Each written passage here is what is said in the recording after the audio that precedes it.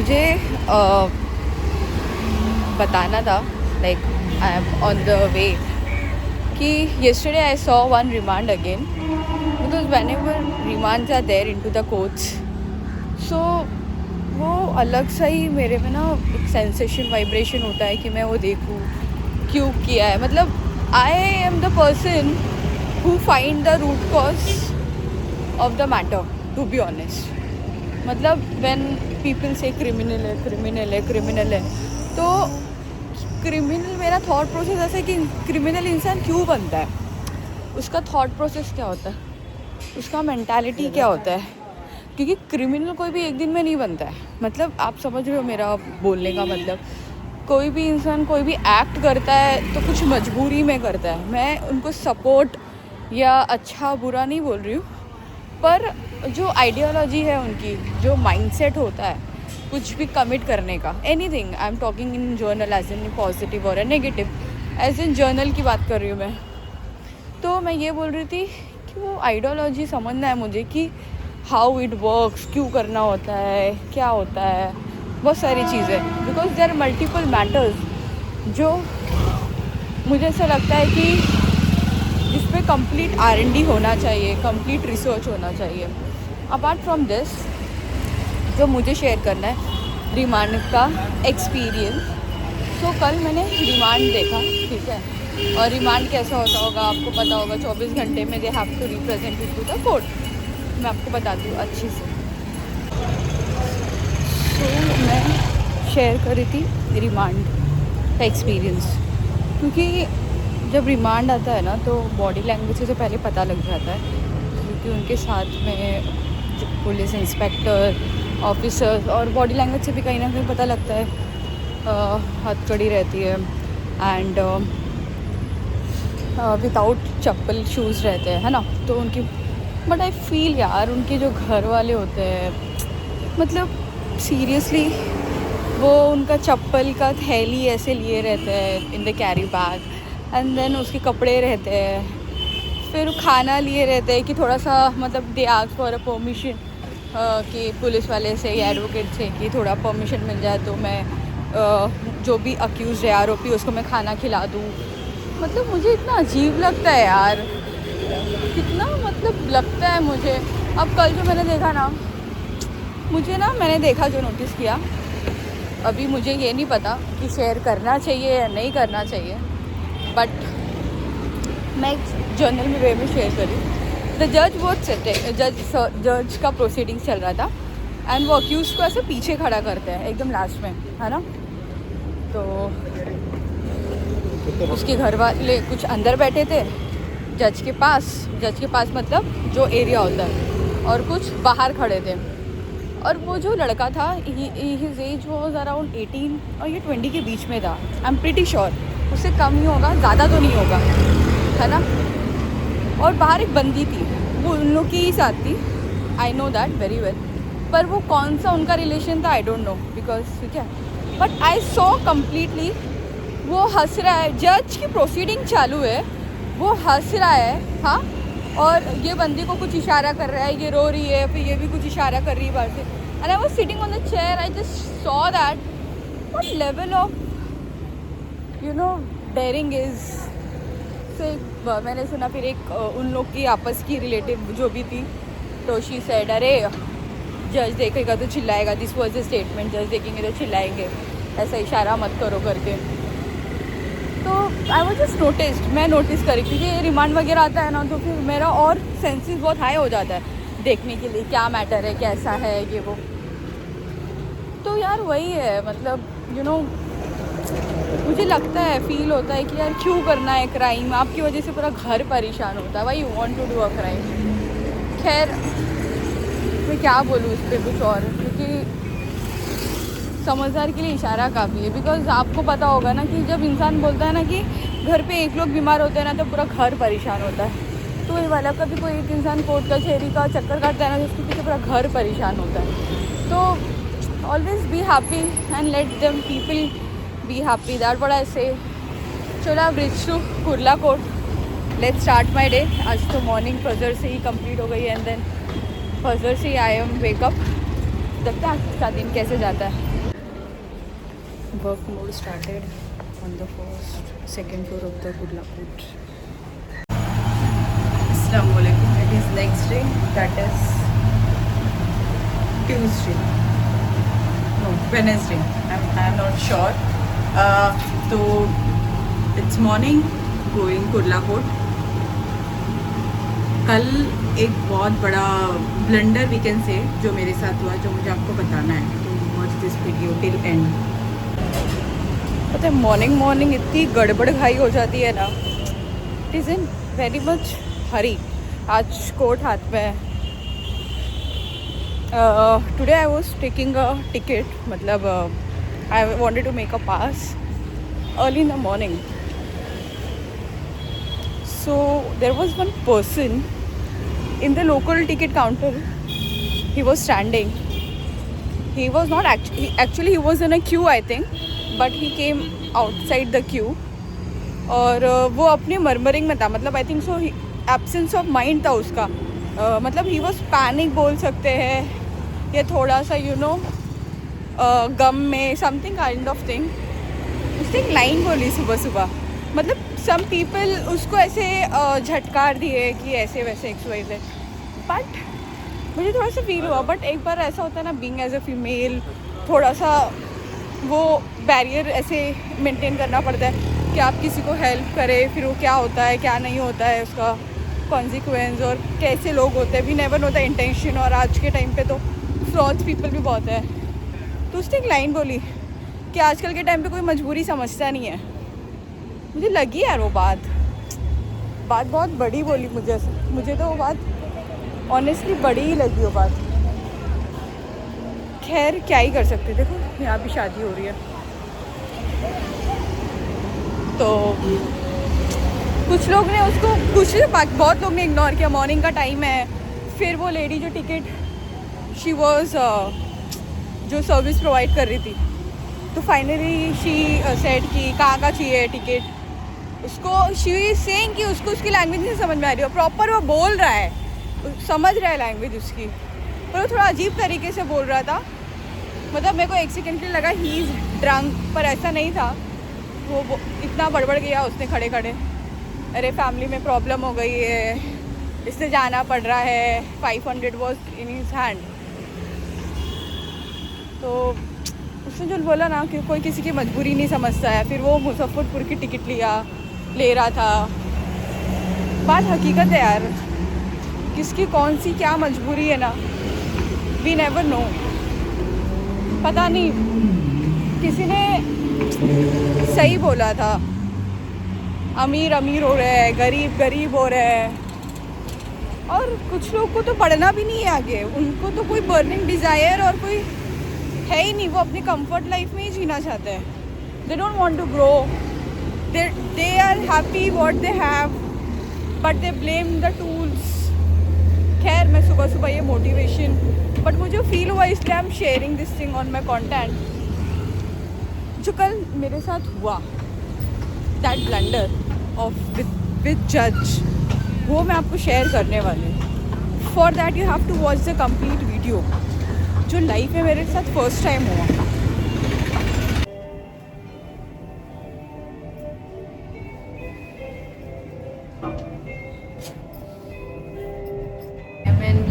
Bandra coat, सो फटाफट खाई में बांद्रा कोट आना हुआ। सी माई ओन स्टाफ। सच में ये एडवोकेट की जो लाइफ है ना, यू नेवर नो कि आप मॉर्निंग में कहाँ हो, आफ्टरनून में कौन सा कब मैटर है, कब कहाँ पहुँच जाते हो आप, कौन से कोर्ट में आप पहुँच जाते हो। इट इज़ लिटिगेशन, किसी ने जो कहा है ना, it is really it is bit hectic. I am thinking कि सस्पेंस थोड़ा सा और बढ़ाया जाए। ब्लंडर जो मुझे आप लोगों से बताना है लॉ का, वो अच्छे से बताऊँगी मैं। So today is 1st of Ramzan. Ramzan मुबारक टू एवरीवन। नाउ जो मुझे सस्पेंस जो शेयर करना था, जो ब्लंडर, तो बेसिकली परसों क्या हुआ था मैं आपको बताती हूँ। मेंशनिंग था रिटर्न ऑफ प्रॉपर्टी का, ठीक है, जिसमें लाइक कारफिन जो होता है, पुलिस रिपोर्ट वगैरह आती है, ठीक है, जिसमें आई थिंक मैंने R&D नहीं किया है, तो फ्रॉड वगैरह के कुछ मैटर्स होते हैं, कोई भी तरह की से फ्रॉड होता है, रिटर्न ऑफ प्रॉपर्टी है उसको बोलते हैं बेसिकली, ठीक है। तो ऐसा हुआ कि मैम ने, मतलब जो मेरी सीनियर है, शी सेड ओपनली कि मतलब यही काम करना है। तो आई वॉज लाइक ठीक है, मतलब यही है, और मैटर्स ज़्यादा थे उस दिन। और मेरा कैसा है कि जैसे मैंने हमेशा बताया कि मैं थोड़ा सा पैनिक हो जाती हूँ, और पैनिक के चक्कर में मैं बोलता ना थोड़ा बौखला जाती हूँ, वैसा वाला हाल होता है मेरा। उसके अलावा मुझे जब इन्फॉर्मेशन नहीं होती ना, तो मेरे साथ ऐसे ही होता है। अगर मेरे पास इन्फॉर्मेशन है मेरे लेवल का, मेरे सेटिस्फैक्शन लेवल का, जो मुझे क्लियरली समझा है, तो कुछ नहीं होता है मुझे, ठीक है। तो सीन ऐसा था, उन्होंने बताया, मैंने किया, फिर थोड़ा सा आई थिंक उसमें ऊपर नीचे था, फिर से मुझे मेंशनिंग करना पड़ा। मैम ने बोला एक काम करना कि मैं आती हूँ, मैं आऊँगी, तुम किक बैक करा देना मैटर। किक बैक कराना मैटर मतलब ये होता है कि मैटर आप थोड़ा टाइम के लिए होल्ड कर लो, हमारे सीनियर आएंगे वो देख लेंगे, ठीक है। बिकॉज मुझे इसका नहीं पता था, ऑनेस्टली नहीं पता था। उतने में ही कॉल आउट हुआ मिसलेनियस XYZ नंबर, एंड मैं एप्लीकेंट के साइड थी। तो शी सेड, द जज सेड इट इज आर्ग्यूमेंट जैसी वर्ड यूज़ करी, क्योंकि मुझे तो कीप बैक कराना था मैटर, तो मैंने कीप बैक बोल दिया। Instruction like my senior will like keep back the matter please my जज, ऐसे करके मैंने बोल दिया। उतने में आ गए, फिर वो खड़े हुए ना, मेरे सीनियर जो थे वो खड़े हुए। Then the thing was that judge is saying me कि she will do the argument। तो मैम थोड़ा सा स्माइल किए, मेरी तरफ देख रहे हैं, फिर जज मेरी तरफ देख रही है, मैं खड़ी हूँ पीछे। आई वॉज लाइक मैम मेरी तरफ देख रही, मैं क्या करूँ। तो मैम बोले शी इज़ माई जूनियर। तो जज फिर से बोल रही, she will do the argument, she is advocate right. I was wearing a band everything. तो उनको ऐसा लगा कि मैं एडवोकेट नहीं हूँ या इंटर्न हूँ या XYZ। तो जज मुझे सीधा पूछ रहे लाइक यू हैव सनद, yes you are advocate, okay tell me your name.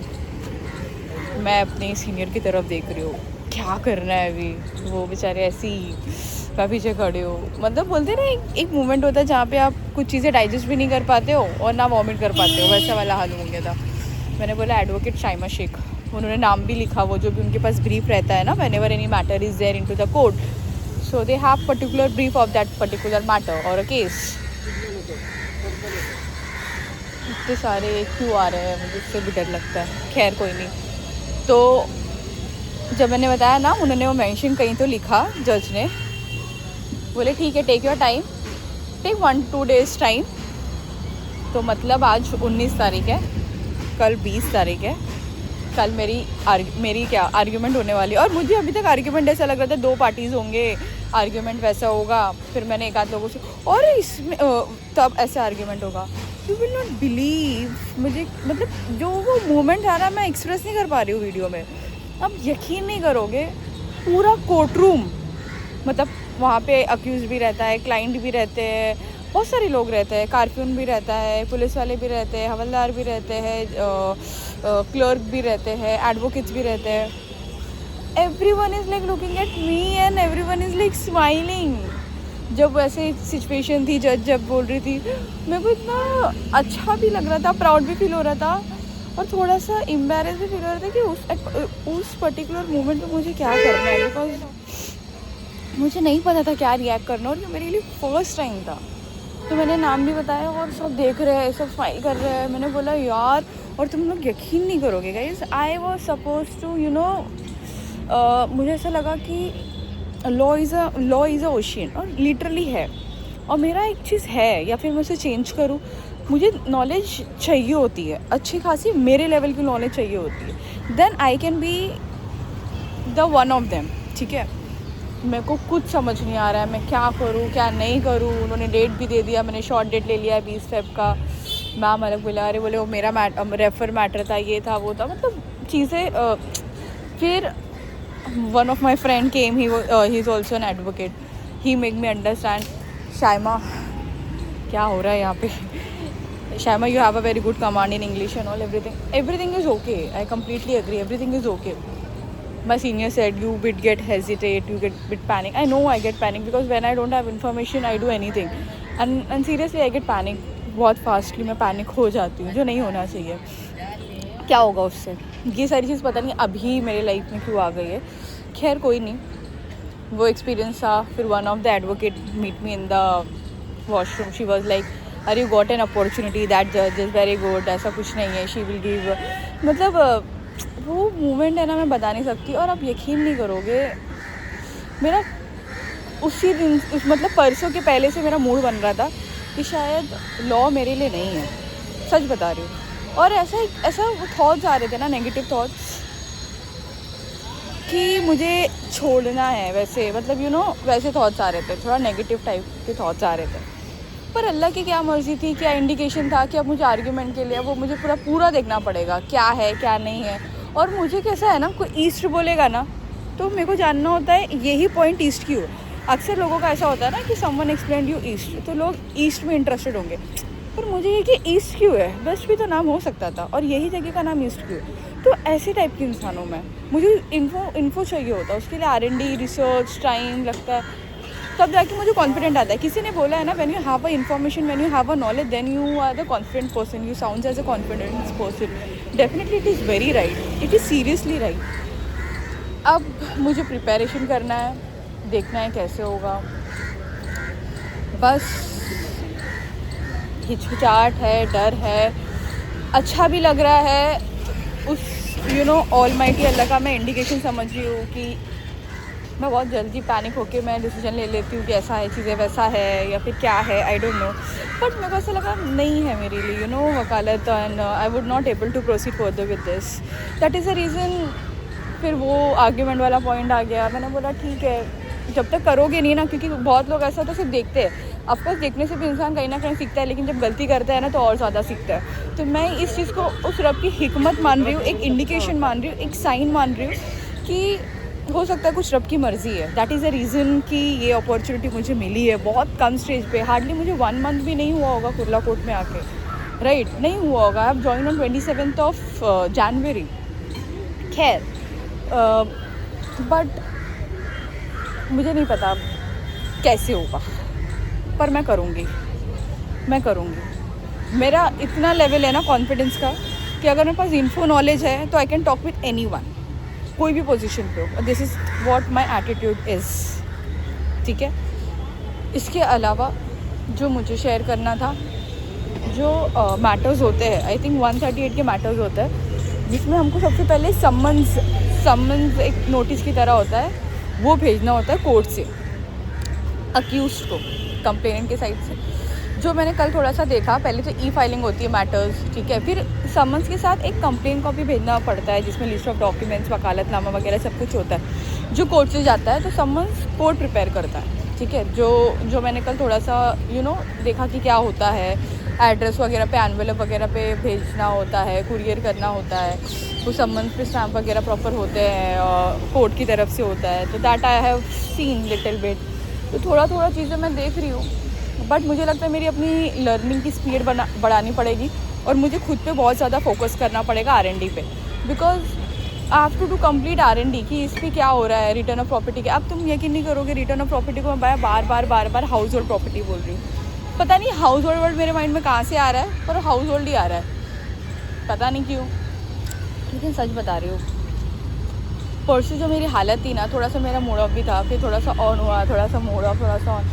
पर ये चीज़ हुई ना, it was like I was not able to digest. मैं क्या करूँ, butterflies was there in to my mind, in my stomach also. पर ठीक है, देखते हैं. कल मैं कोशिश करूँगी ऐसे तो रिकॉर्ड करना, देखते हैं क्या होता है.